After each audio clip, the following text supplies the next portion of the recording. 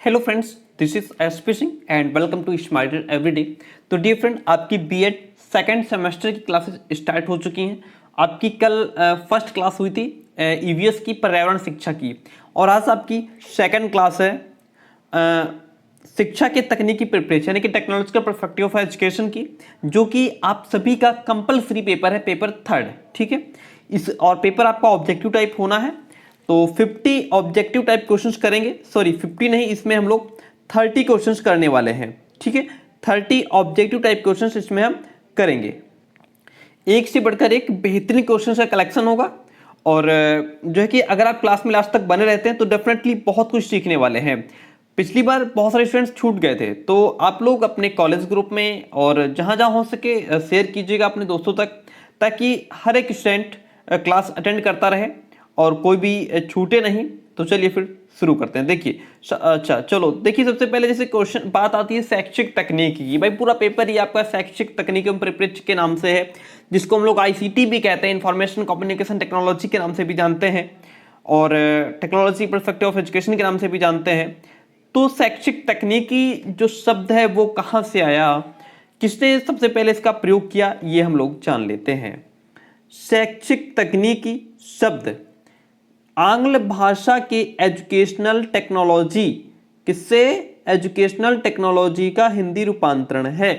भाई क्वेश्चन एक नंबर में आएगा आपका, शैक्षिक तकनीकी जो है वह एजुकेशनल टेक्नोलॉजी के किस भाषा का शब्द है? तो आंग्ल भाषा के, किसके? आंग्ल भाषा का जो एजुकेशन टेक्नोलॉजी है उसका हिंदी रूपांतरण है। इस शब्द का प्रयोग, जो शैक्षिक तकनीकी है, इसका प्रयोग सबसे पहले कब किया गया था? तो सर्वप्रथम प्रयोग इसका 1950 में इंग्लैंड में बाइन मोर, क्या लिखा है? बाइन मोर प्रतिवेदन में प्रयोग किया गया था। जो शैक्षिक तकनीकी शब्द है वो आंग्ल भाषा के एजुकेशनल टेक्नोलॉजी का हिंदी रूपांतरण है। ठीक है, और ये जो शब्द है इसका सबसे पहले प्रयोग 1950 में कहाँ हुआ था? इंग्लैंड में हुआ था। कब हुआ था? 1950 में हुआ था। जैसे कि एक छोटी सी लाइन लिखी हुई है, एम बूटर के शब्दों में लिखा है। भाई ये जो छोटी छोटी लाइनें होती है बड़ी खतरनाक होती हैं, पेपर में आ जाती हैं। ज्ञान के व्यवहार में विनियोग की प्रक्रिया ही शैक्षिक तकनीकी है। ऐसा किसने कहा है? तो ऐसा एम बूटर ने कहा है। ठीक है, तो ये आपको बात समझ में आ गई। शैक्षिक तकनीकी जो है वो किस भाषा का शब्द है, कैसे आया, कब प्रयोग किया गया, इतनी बात क्लियर हुई। सबसे पहला क्वेश्चन आपके सामने है, शैक्षिक तकनीकी का आधार क्या है? मनोविज्ञान, शिक्षा पर विज्ञान और तकनीकी का प्रभाव शैक्षिक तकनीक का आधार है, या व्यवहार परिवर्तन के मनोविज्ञान नियम और यांत्रिक उपकरण शैक्षिक तकनीक का आधार है? फिर ये सारे ही शैक्षिक तकनीकी के आधार हैं। प्यारे दोस्तों, आपको हम बताते चले कि मनोविज्ञान, शिक्षा पर विज्ञान और तकनीकी का प्रभाव, शिक्षा पर जो भी विज्ञान का और टेक्नोलॉजी का प्रभाव पड़ रहा है, व्यवहार परिवर्तन के मनोवैज्ञानिक नियम और यांत्रिक उपकरण, यह भी शैक्षिक तकनीकी के आधार हैं। तो इसलिए हम ऑप्शन नंबर डी के साथ चले जाएंगे। ठीक है, ये सभी शैक्षिक तकनीकी के आधार माने जाते हैं। सेकंड क्वेश्चन आपके सामने है, वर्तमान शैक्षिक तकनीकी का संबंध किससे है? प्रकाश तरंगों से, आधुनिक आविष्कृत या नवीन यंत्रों से, जलयानों से, या फिर शिक्षा मनोविज्ञान से? तो वर्तमान शैक्षिक तकनीकी की बात हो रही है, जो कि आपकी आधुनिक आविष्कृत नवीन यंत्रों से इसका संबंध है। वर्तमान शैक्षिक तकनीक का संबंध किससे है? आधुनिक आविष्कृत नवीन यंत्रों से। Option B is the right answer over here. तीसरा नंबर क्वेश्चन कहता है, विज्ञान और तकनीकी का विकास सबसे अधिक हुआ है, कब हुआ है, कौन सी सदी में हुआ है या शताब्दी में हुआ है? 20वीं, 19वीं शताब्दी, 21वीं सदी, या फिर 18वीं शताब्दी में? विज्ञान और तकनीकी का जो विकास है वो सबसे अधिक आपका 20वीं सदी में हुआ है। कब हुआ है? 20वीं सदी में, यानी कि option A is the right answer over here. चलिए बढ़ जाते हैं नेक्स्ट क्वेश्चन की तरफ।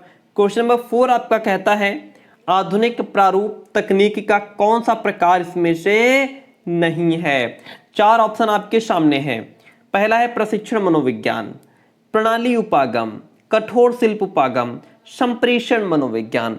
देखिए यहां पे राइट आंसर आपका कठोर शिल्प उपागम हो जाएगा। पूछ रहा है आधुनिक प्रारूप तकनीक का कौन सा प्रकार इसमें से नहीं है। जो प्रशिक्षण मनोविज्ञान है यह आधुनिक प्रारूप तकनीक का एक प्रकार है, माना जाता है। प्रणाली उपागम भी आधुनिक प्रारूप तकनीक का प्रकार माना जाता है और संप्रेषण मनोविज्ञान भी। लेकिन जो कठोर शिल्प उपागम है यह आधुनिक प्रारूप तकनीक का कोई भी प्रकार नहीं है, किसी भी प्रकार का कोई प्रकार नहीं है। नेक्स्ट क्वेश्चन कहता है प्रारूप का मुख्य केंद्र बिंदु क्या है? प्रक्रिया, विश्लेषण, पाठ्य वस्तु या फिर मूल्यांकन। तो प्रारूप का जो मुख्य केंद्र बिंदु है वह मूल्यांकन है। क्या है? मूल्यांकन। Option number the is the right answer. 6th one question कहता है प्रशिक्षण मनोविज्ञान प्रारूप के प्रवर्तक कौन है? डेरिक अनविन, स्मिथ एवं स्मिथ, कैनिथ या फिर ग्लेसर। तो प्रशिक्षण मनोविज्ञान प्रारूप के प्रवर्तक कहे जाने वाले ग्लेसर हैं। कौन है? Glaser. Option D is the right answer. संप्रेषण मनोविज्ञान प्रारूप के जन्मदाता कौन है? रॉबर्ट गैने। यहां पे जो आपका राइट आंसर है सीधा सीधा वो आपका स्मिथ एवं स्मिथ है। स्मिथ एवं स्मिथ संप्रेषण मनोविज्ञान प्रारूप के जन्मदाता हैं। चलिए क्वेश्चन नंबर 8 कहता है प्रणाली उपागम के प्रवर्तक कौन है? तो प्रणाली उपागम के प्रवर्तक कहे जाने वाले आपके कैनिथ एवं डेरिक अनविन हैं। इन क्वेश्चंस को बहुत अच्छे तरीके से रट लीजिएगा। कैनिथ एवं डेरिक अनविन जो है यह प्रणाली उपागम के प्रवर्तक हैं। इंटरनेट को सम्मिलित किया जाता है किसमें? व्यवहार तकनीकी के क्षेत्र में, शिक्षण तकनीकी, अनुदेशन तकनीकी या अनुदेशात्मक प्रारूप तकनीकी के क्षेत्र में इंटरनेट को सम्मिलित किया जाता है। प्यारे दोस्तों, अनुदेशन तकनीकी के रूप में इंटरनेट को सम्मिलित किया जाता है। Option C is the best one. चलिए क्वेश्चन नंबर 10 कहता है शिक्षण के प्रबंधन के किस पद में मूल्यांकन को सम्मिलित किया जाता है?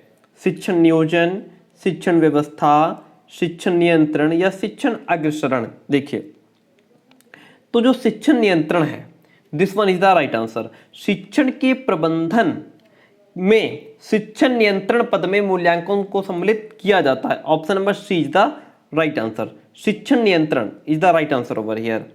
समुचित शिक्षण नीतियों, विधियों का चयन करना आता है, किसके अंतर्गत आता है? तो ये आपका शिक्षण व्यवस्था के अंतर्गत आता है। जितने भी समुचित शिक्षण नीतियां हैं, जो भी टीचिंग मेथड्स हैं, उनका चयन करना, ये सब टीचिंग जो व्यवस्था है, हमारी शिक्षण व्यवस्था है, उसके अंतर्गत आता है। ठीक है, चलिए भाई आप कौन सी विधि अपनाएंगे, क्या तरीका अपनाएंगे, क्या नीतियां अपनाएंगे, ये सब शिक्षण व्यवस्था के अंतर्गत ही तो आता है। नेक्स्ट वन, उद्देश्यों को व्यवहारगत रूप में लिखना किस कार्य के अंतर्गत आता है? उद्देश्यों को व्यवहारगत रूप में लिखना ये आपका शिक्षण नियोजन कार्य के अंतर्गत आता है। किसके अंतर्गत? शिक्षण नियोजन के अंतर्गत आता है। ठीक है, option A is the right answer. Next one कहता है शैक्षिक तकनीकी में शिक्षण प्रक्रिया है। शैक्षिक तकनीकी में जो शिक्षण प्रक्रिया है, जो आपका टीचिंग प्रोसेस है, वह क्या है? बाल केंद्रित है, यानी कि बालक को सेंटर में रखा जाता है। शिक्षक केंद्रित है, टीचर को सेंटर में रखा जाता है। सिलेबस को सेंटर में रखा जाता है, या फिर गार्जियन को सेंटर में रखा जाता है। यहाँ पे 4 ऑप्शन आपके सामने हैं। तो इसमें जो राइट वन है वो है शिक्षक केंद्रित। जो शैक्षिक तकनीकी में, यानी कि जो शैक्षिक तकनीकी है, एजुकेशनल टेक्नोलॉजी है, उसमें टीचिंग प्रोसेस को इसमें टीचर को सेंटर में रखा जाता है। शिक्षक केंद्रित प्रक्रिया है। कैसी है? शिक्षक केंद्रित है। व्यवहार तकनीकी का जो प्रमुख लक्षण है वह क्या है? प्रभावशाली शिक्षण है, अपेक्षित व्यवहार परिवर्तन, सूचना देना, या फिर इनमें से कोई नहीं। तो इसमें से आपका जो राइट आंसर है वो बी हो जाएगा, अपेक्षित व्यवहार परिवर्तन। ठीक है, चलिए बढ़ जाते हैं नेक्स्ट क्वेश्चन की तरफ। 15th वन क्वेश्चन कहता है व्यवहार तकनीकी के क्षेत्र में किसका योगदान महत्वपूर्ण नहीं है? क्या पूछ रहा है हमसे? नहीं पूछ रहा है। ब्रूनर ग्लेसर का, डेविस का, फ्लेंडर स्किनर का, पावलोव और हल का। व्यवहार तकनीकी के क्षेत्र की बात हो रही है, तो इसमें हम चले जाएंगे ऑप्शन नंबर द के साथ में। पावलोव और जो हल हैं इनका व्यवहार तकनीकी के क्षेत्र में योगदान महत्वपूर्ण नहीं है। Option D one is the right answer. Computer का कौन सा भाग अदा प्रणाली कहा जाता है? प्रिंटर, पीसीयू, कीबोर्ड या फिर ग्राफिकल प्लॉटर। देखिए इसमें जो राइट आंसर आपका क्या हो जाएगा, कीबोर्ड। जो कीबोर्ड है यह कंप्यूटर का अदा प्रणाली है। क्या है, इसको अदा प्रणाली की संज्ञा दी गई है। अनुकरणीय प्रयोगशाला के रूप में कंप्यूटर का प्रयोग है शिक्षण के साधन के रूप में, सहायक साधन के रूप में, अनुकरणीय प्रयोगशाला के रूप में कंप्यूटर का प्रयोग पूछ रहा है, अधिगम साधन के रूप में, या इन सभी के रूप में। तो यहाँ पे अधिगम साधन के रूप में, जो अनुकरणीय प्रयोगशाला के रूप में कंप्यूटर का प्रयोग किया जाता है, यह अधिगम साधन के रूप में किया जाता है। कंप्यूटर के केंद्रीय कार्यवाही प्रणाली का मुख्य कार्य क्या है? तो कंप्यूटर के केंद्रीय कार्यवाही प्रणाली का मुख्य कार्य होता है आपका अंकगणित एवं तार्किक प्रक्रिया को आंकड़ों पर प्रयुक्त करना। किसको? अंकगणित और तार्किक प्रक्रिया को आंकड़ों पर प्रयुक्त करना कंप्यूटर के केंद्रीय कार्यवाही प्रणाली का मुख्य कार्य होता है। आगे बढ़ जाते हैं। नेक्स्ट वन क्वेश्चन पूछ रहा है शिक्षा कंप्यूटर का अर्थ क्या होता है? शिक्षा कंप्यूटर का अर्थ, परीक्षा में कंप्यूटर का उपयोग, अनुदेशन की प्रस्तुतिकरण में, शिक्षण कंप्यूटर का उपयोग, या फिर उपयुक्त सभी। यहाँ पे जो राइट आंसर है आपका वो हो जाएगा डी, उपयुक्त सभी। शिक्षा कंप्यूटर का अर्थ होता है परीक्षा में कंप्यूटर का उपयोग भी शिक्षा कंप्यूटर होता है ना, इसका अर्थ होता है अनुदेशन की प्रस्तुतिकरण में, शिक्षण कंप्यूटर का उपयोग, है ना। तो ये उपयुक्त सभी, option number D is the right answer over here. शिक्षा कंप्यूटर का कार्य क्या होता है? सूचना को संचित करना, संप्रेषण करना, प्रदत्तों का विश्लेषण करना, या फिर ये सभी। तो यहाँ पे भी आपका option number the is the right answer. ठीक है, आगे बढ़ जाते हैं। नेक्स्ट क्वेश्चन कहता है शिक्षा कंप्यूटर से लाभ होता है शैक्षिक निर्देशन को, शोध कार्यों में, औपचारिक शिक्षण में, उपयुक्त सभी। तो शिक्षा कंप्यूटर से लाभ किसको होता है? इन सभी को होता है। Option number D is the, भाई शिक्षा कंप्यूटर से शैक्षिक निर्देशन को भी लाभ होता है। जो भी हमारे शोध कार्य होते हैं उनमें शिक्षा कंप्यूटर हेल्प करता है, औपचारिक शिक्षण में कंप्यूटर हेल्प करता है। तो इसलिए हम ऑप्शन नंबर डी के साथ जाना चाहेंगे। कंप्यूटर की शिक्षा का क्या अर्थ होता है? हार्डवेयर का ज्ञान या सॉफ्टवेयर का ज्ञान, या फिर ये दोनों ही सही है? तो यहाँ पे ऑप्शन आपका सी सही हो जाएगा। कंप्यूटर की शिक्षा का अर्थ होता है हार्डवेयर का ज्ञान, सॉफ्टवेयर का ज्ञान, ये दोनों ही द बेस्ट वन। ठीक है। ई अधिगम, जिसको हम ई लर्निंग भी कहते हैं, ई लर्निंग की विशेषता क्या है? लचीलापन होता है, मुक्त परिस्थिति, मितव्ययी, या उपरोक्त सभी। तो यहाँ पे आपका ये उपरोक्त सभी द राइट आंसर। ई अधिगम की विशेषता क्या है कि ये तो लचीलापन होता है, मुक्त परिस्थिति होती है, मितव्ययी होता है, इसलिए option D is the right answer over here.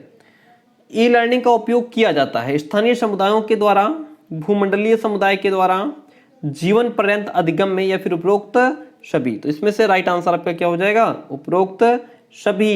ई अधिगम का उपयोग स्थानीय समुदायों द्वारा भी किया जाता है, भूमंडलीय समुदाय के द्वारा भी किया जाता है, जीवन पर्यंत अधिगम में भी किया जाता है।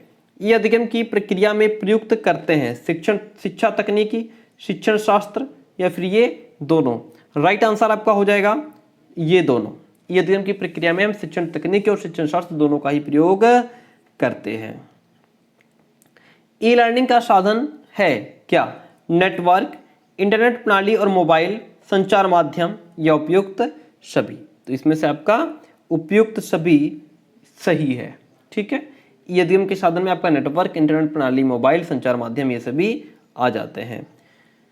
ई अधिगम के मूल्यांकन में महत्व दिया जाता है अध्ययन कौशल को, यानी कि आपका स्टडी स्किल्स को, या स्पीकिंग स्किल को, राइटिंग स्किल को, या इन सभी को। ई अधिगम के मूल्यांकन में जो महत्व दिया जाता है वो द, यानी कि option D is the right answer. उपरोक्त सभी को, इन सभी को ई अधिगम के मूल्यांकन में महत्व दिया जाता है।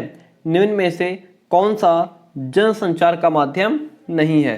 क्या इसमें से जो टेलीविजन है वो जनसंचार का माध्यम नहीं है, समाचार पत्र जनसंचार का माध्यम नहीं है, या लोक नृत्य? तो यहाँ पे आपका जो सही और सटीक आंसर है वो क्या हो जाएगा? Just one. इसमें से सभी आपके जनसंचार के माध्यम के अंतर्गत आते हैं। आगे बढ़ जाइए।